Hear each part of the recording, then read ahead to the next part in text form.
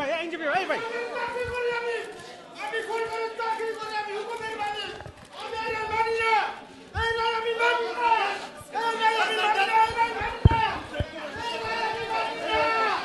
এই নয় আমি মানি না। সরকারি চাকরি করি, সরকারি করি, আমি সরকারের চাকরি করি, আমি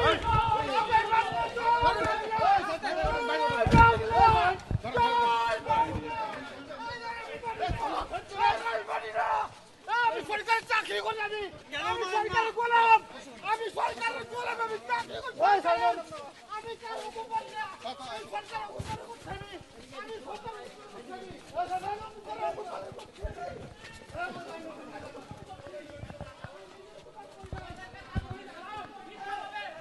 আমাদেরকে ফাঁসাইছে, টাকা দিতে পারি নাই জন্য